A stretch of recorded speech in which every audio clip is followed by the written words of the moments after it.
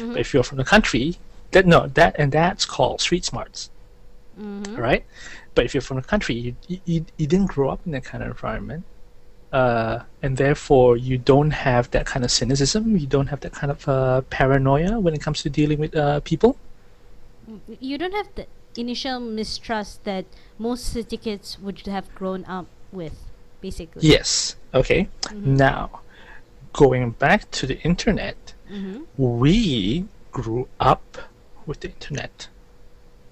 We have the common sense that comes with using the internet. Essentially, we are street smart when it comes to using the internet. We have our street smarts. That is true. In other words, I wouldn't say just street smart. I would say some element of book smart, because we learn from other people's mistakes. No. See, that's still street smart. That's experience. Experience teaches us how to handle things. No amount of books, no amount of internet for dummies can teach you how to deal with 4chan, for instance. Oh God! Do you know that I still avoid that place until today? I was there last night, but my point is, no amount of books can teach you about how to deal with 4chan, how to deal with trolling, how to deal with memes. All right, no amount of books can teach you that. Memes. Yeah, Apparently some people pronounce it as Mimi. Yeah, and other things. I mean, can you imagine? Can you imagine your father, or your grandfather, or your father, your grandfather, or some. My father doesn't count. We're talking about a guy who's still on Yahoo Messenger and IRC. My point exactly, or maybe 12-year-old kid, let's say a 7-year-old kid, dealing with a meme that goes like, what you know. With all the fun that implies. Yes, but you get what I mean. We grew up in all of that, and when new memes come out, when new areas of the internet grows, we adopt to it easier. Or adapt? We adopt it and then adapt to it much easier than most people. Okay, fair enough. All right. It's like this. The older generation can't adapt to it fast enough. The younger generation, okay, now that's the older generation. That's what they're lacking. The younger generation. Are we talking about people who are older than us in the age range, or? No, old in the sense why they didn't. Not old in the sense. What I'm talking about, they are old enough not to have started with the beginnings of the internet revolution. Okay. All right, and then they're the people that are born in the later years of the internet revolution, whereby they have no sense of what's public and what's private, because it's ingrained in their lives. So they take it so completely for granted that they have no bearing whatsoever. It's like us in the beginning, but we didn't. No, sorry. Finish your sentence first.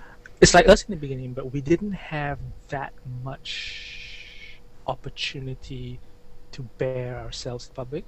I mean, yes, we did, but not at that scale. People would have read, but not have turned it into a meme. All right. Okay. I've just realized that we could basically name these three generations. The first, the offline generation. Our generation, the internet generation, and the third is the Facebookers. Okay. So yeah, you basically have summed up the three stages of the internet, or rather the three groups that use it. And so like, it's just a lame joke.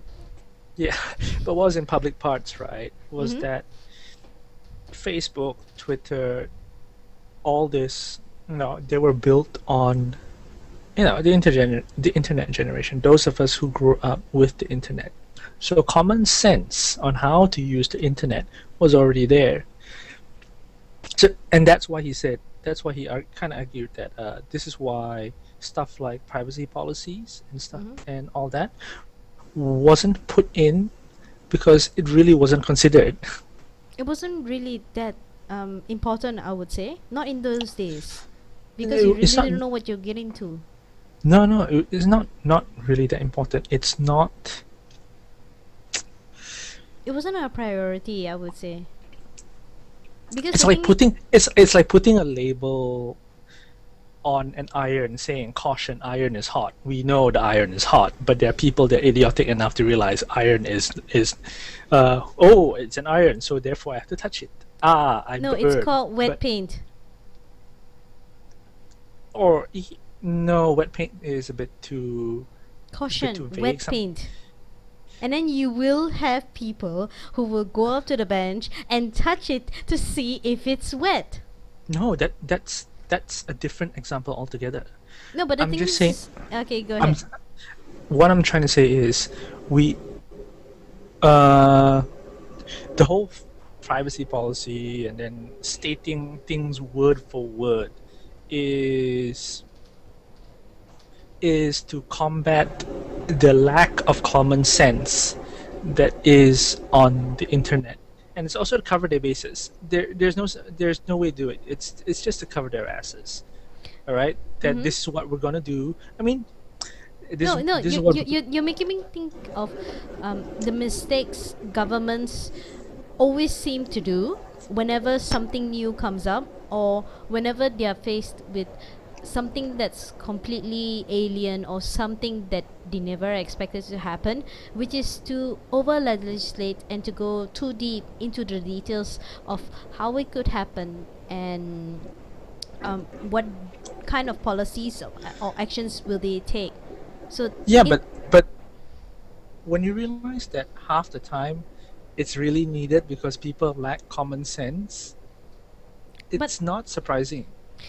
but then you have to ask the question, especially I think this particular conversation is about 2 years too late, but there is a question that you have to ask is it how do I put it, crap, I had that thought in my brain and it ran away. uh, it's not so much, I know what people are doing now is that they are carrying their public behavior Hmm. or their private behavior, in most cases their private behavior, into a public sphere. And most people don't realize just how stupid they are when they carry their private behavior into a public sphere. They consider the internet as private when it's not. Yes. So in a way, yeah, it is common sense, but at the same time, I don't think it's just a lack of common sense or a lack of education. I think it's more of a lack of awareness. Because But that's street smarts. That's what I'm talking about. That awareness and common sense, everything comes from the experience which someone gathers over time. We, you, me, and the rest of the people like us, we've learned the hard way. But the mistakes, as in the consequences of our mistakes, isn't as far reaching as it could be now. If we made the same mistakes right now, we'd be shooting ourselves in the foot. no, put it this way. Remember that whole war with Munch many years ago. What? Munch, MENJ. Ah, yes. Okay, remember the whole blogger war? Mm-hmm.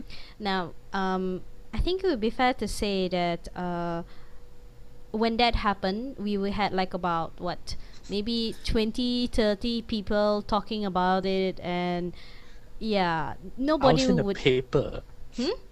I was in the paper. Wait, what do you mean you're in the paper? It was in Star Oh, whatever, okay. and I don't and remember then that.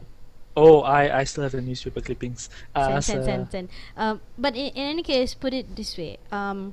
It would garner attention, but it wouldn't garner that big an attention.